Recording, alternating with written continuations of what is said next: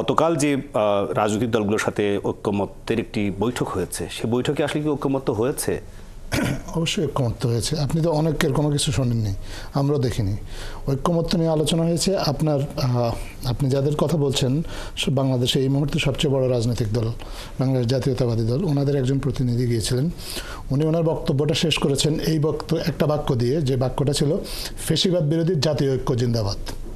তো যখন বাংলাদেশের বৃহত্তম রাজনৈতিক দলের প্রতিনিধি বলে ফ্যাসিবাদ বিরোধী জাতীয় ঐক্য জিন্দাবাদ, তখন আপনি আর এর মধ্যে অনৈক্যের সুরটা কোথায় পাবেন? না, অনৈক্য বলতে আসলে আমরা আলোচনায় আসবো। অনৈক্য বলতে যেটি বিষয়, যে এই আলোচনায় তো এই বৈঠকের আগে আমরা দেখেছি যে বিএনপির মহাসচিব সহ এমনকি গণতন্ত্র মঞ্চের পক্ষ থেকে প্রধান নেতারা তারা গেছেন সেখানে, সেটা খুব গুরুত্ব সহকারে নিয়েছেন।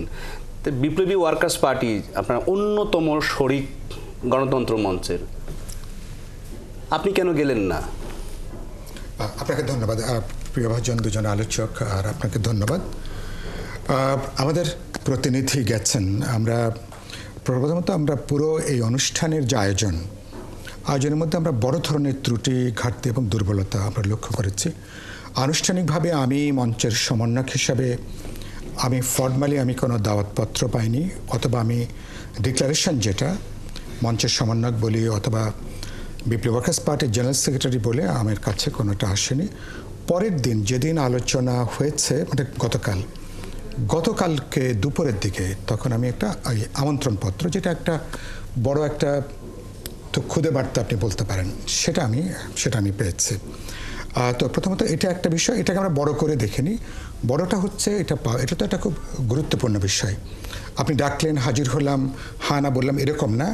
যেটার সাথে আমাদের এই পুরো ছাত্র শ্রমিক জনতার গণ অভ্যুত্থানের, তার যেটা রাজনৈতিক রেশনাল, এটাকে দাঁড় করানো, তার যে ন্যায্যতা, তার যে ঐতিহাসিক ন্যায্যতা, রাজনৈতিক ন্যায্যতা, জনগ্রাহ্যতা দেশের কাছে, ইন্টারন্যাশনাল কমিউনিটির কাছে, তাহলে এটা অত্যন্ত গুরুত্বপূর্ণ একটা প্রশ্ন।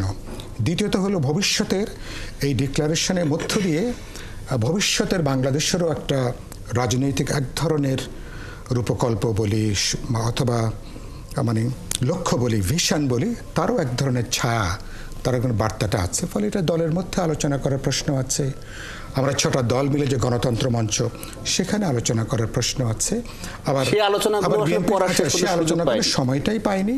ব্যাপারটা এরকম, আপনি ডাকলেন, হাজির হলাম, হ্যাঁ না বললেন। প্রধানত এসব কারণ আমরা যেটা বলেছি, যে এটা এমন একটা গুরুত্বপূর্ণ বিষয়, সময় নিয়ে আলাপ আলোচনা করা দরকার। আমরা একটা জাতীয় ঐক্য করতে যেয়ে আমাদের মধ্যে আবার এইসব কারণের জন্য যাতে বিভক্তি, বিভাজনটা তৈরি না হয়, যাতে আমাদের